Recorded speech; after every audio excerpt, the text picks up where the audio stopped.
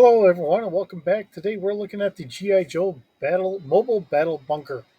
The Mobile Battle Bunker was first released in the United States in 1990, and unfortunately was discontinued in 1991. With a note here from Yojo.com, the wheels and the wheel retainers were recast in dark green for the Paralyzer and are interchangeable between both vehicles. However, they should not be mistaken for parts originally released with each vehicle. Additionally, the seat clip is a common part shared with several vehicles and is interchangeable among many of them. This is a missile firing defensive tank. So, looking at the wonderful pictures that we have here, this is another one of these smaller vehicles that we do get from GI Joe. Um, I've got it kind of listed here as a crew of three. Although looking at it, it looks like there is a rear bumper that we could maybe get an additional two Joes to sit on while it is traversing around on the ground. Yep, and I do see the foot pegs there, so I should add that in when we get back here. It is an interesting look at this. Looking at the treads, the actual tracks are way in the back, um, and the front is just kind of hanging there. So all the weight here is really in the back of the vehicle, leaving the front kind of able to manage on its own without having much support. Uh, as we go through all of our views, this is everything enclosed at the moment, and then here shortly we're going to get this opened up, and then we will see the extra five missiles, and there is a seat here, um, being able to, I would guess, um, manage the the gunner there for the missiles. As I have a kitty cat down by my feet here, um, you know, so we're going to have a driver, and I'm going to guess that he's going to have the machine guns. We're going to have a gunner for our. Now, these are mortar cannons. So I've got them listed as blaster cannons. I do have them at a longer range than our standard cannons, denoting that it is more of mortar cannons. This would be a rear line vehicle in that regard. So just kind of keeping all that in that same perspective here. Um, and of course, we got to make sure, as I'm double checking, that our cannons, I think, should be at our personnel scale. Essentially, what I'm looking at is these are probably going to be like twin M60 machine guns or something along that line. We have our mortar cannons. Now, it doesn't say um, the diameter or what what size mortars we have, so that's very open to debate as to how you want to look at that as we go through the rest of the pictures.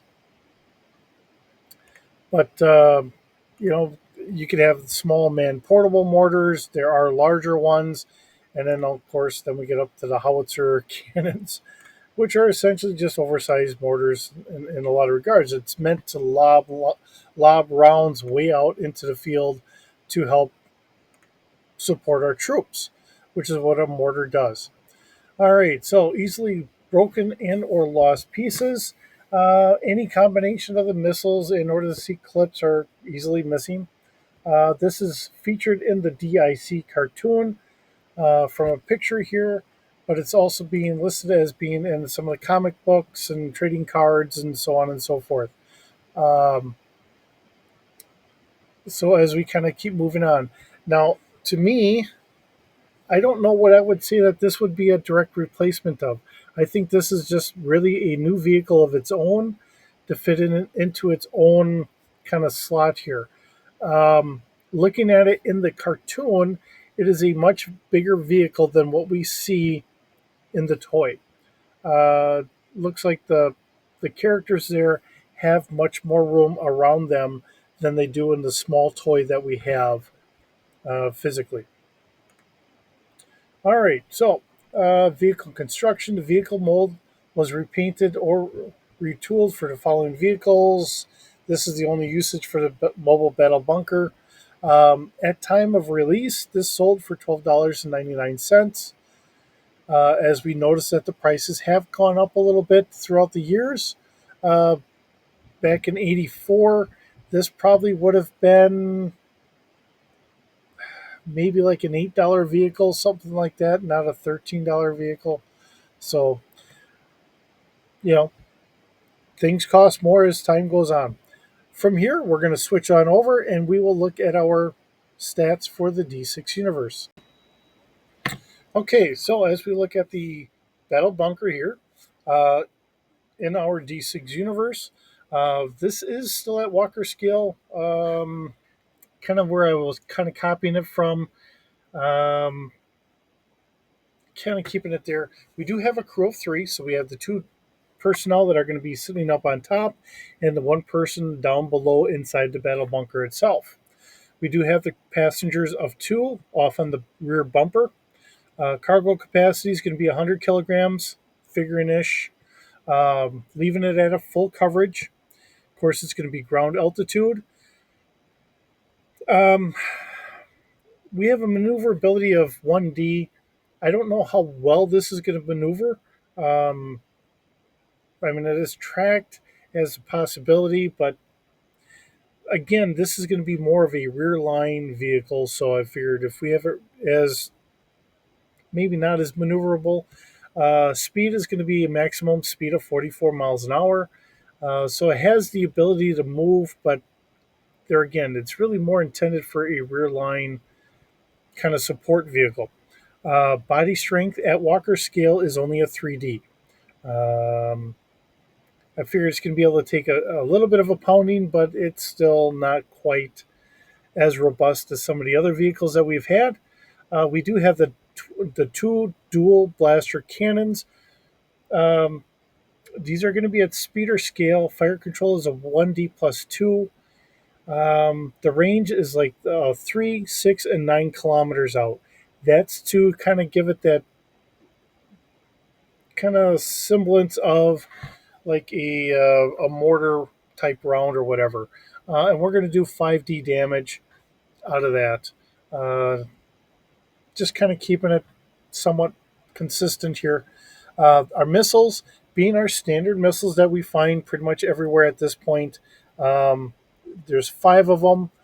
They're going to do 7D worth of damage.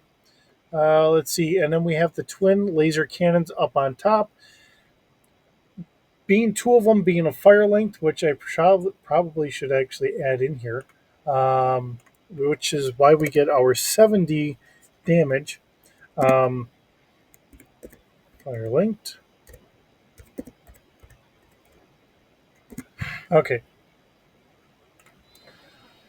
Um, they're going to be personnel scale. Fire control is going to be a 2D, and like I said, it's going to be a 7D worth of damage. Um, yeah, it's doing a little bit more damage, but it's at personnel scale.